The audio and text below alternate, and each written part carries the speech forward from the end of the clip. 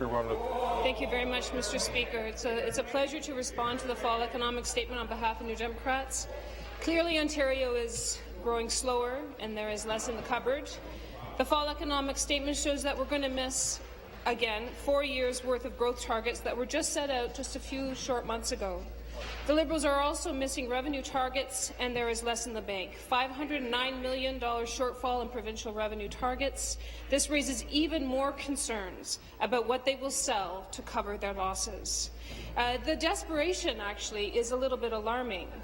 Over the last 2 weeks ago, we just saw that the Ontario OLG is looking to expand online gambling, for instance. They've looked out to their 56,000 priority customers, and last week I got a call in my office, the Executive Director of the Social Planning Council, her 23-year-old autistic son, who's on ODSP, got such a call. You do not balance a budget on the most vulnerable in this province. It is despicable.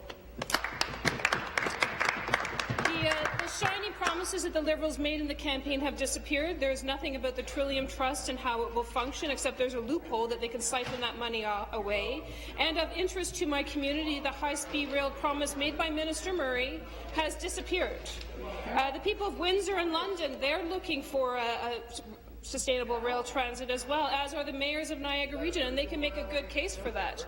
This document and the Liberals are raising even more doubts about the promises that they've made to Ontarians, and for the first time, you are saying that the auto insurance rates didn't come down by 8%, as they first claimed they would. In fact, it's 6%. And now that they're saying that a 15% reduction may not happen at all. And there is lots of information that's just plain missing.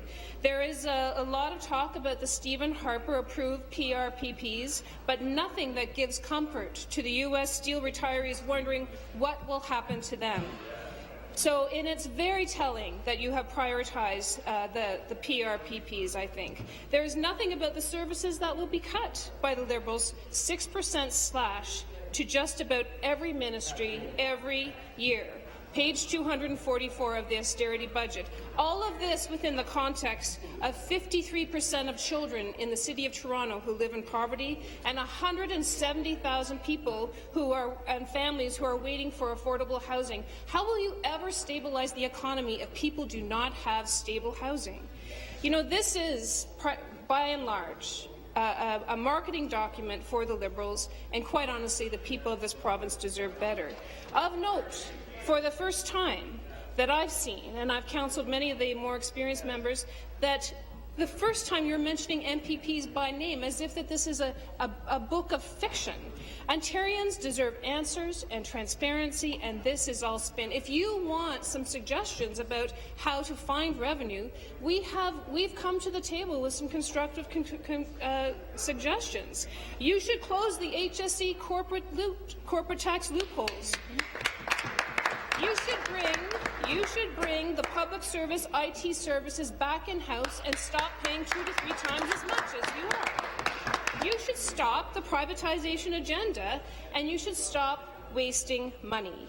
You know, in your document here, you say when you're reviewing, when the Treasury Board President is going to be reviewing government programs, you ask, is it relevant, effective, and efficient? Public services are, but not when you privatize them and you outsource them and you pay 2 to 3 times as much for them.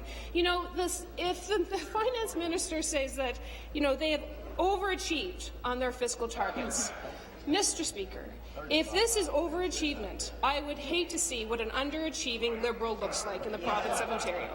So when you scratch the surface, you get more surface. It's disappointing, and the people of this province, quite honestly, deserve better.